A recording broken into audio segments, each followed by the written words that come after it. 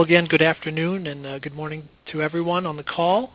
I'm excited to talk to you today about the myths and realities of energy purchasing.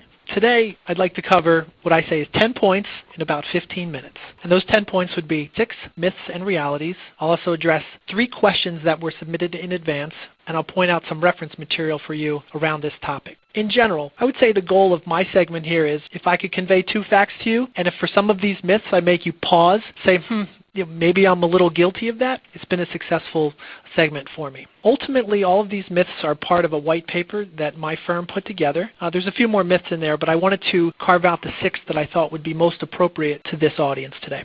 Just a little background on Hess. Hess is a Fortune 100 company.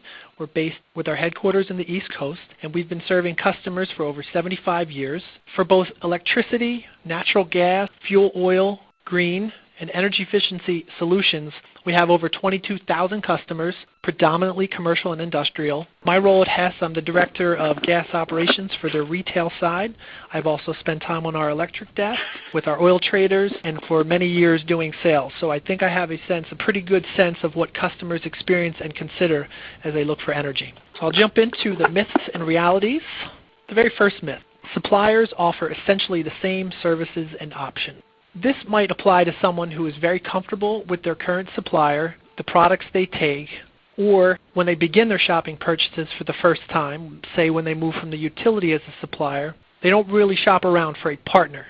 The reality is that services can vary greatly depending on the type of partner you choose. On the next slide, I'll show you the types of people with whom you could interact on this, but I think the key is to understand when you partner with anyone, what is their motivation and how are they oriented. So to do that, I recommend that you understand their value proposition, their business model, and their revenue model, how they make money. And I want to throw a little caveat in here that often because buyers are looking for a commodity, electricity, energy, green, something that is otherwise fungible, sometimes they rank service a little lower than I would expect. But in the end, things happen from time to time. Personally, I would want a company who has service as a value that they put forth. Things like that might be, how do they manage billing concerns? Do they have call centers?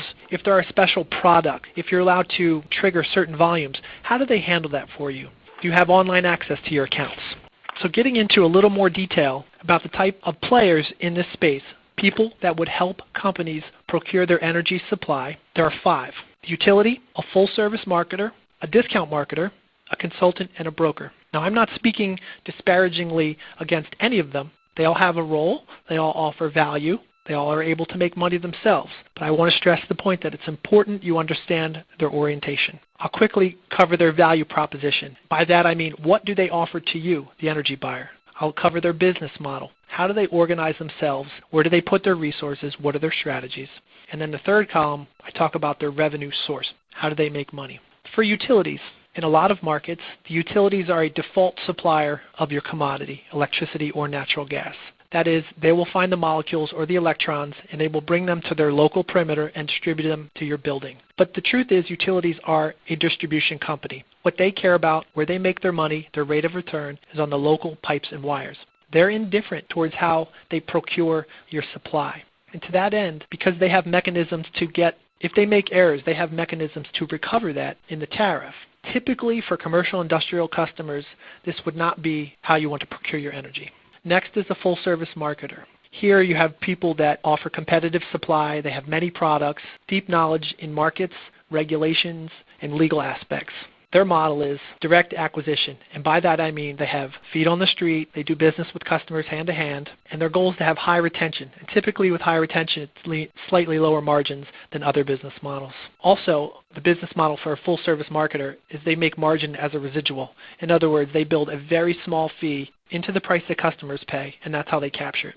Also, in order to ensure supply, they may procure assets. Maybe it's storage for natural gas, or they do a deal with a generator to ensure electric supply, and then they can optimize around that. Discount marketers are similar, but they don't have the deep expertise in markets and regulation typically. They might have a smaller product set, and I look at discount marketers as more around having really strong marketing, offering shorter term price specials to customers because their model is a little bit more of a high churn model for customers via mass marketing and mass acquisition. They also would do margin as a residual. They build something into the prices that go out the door.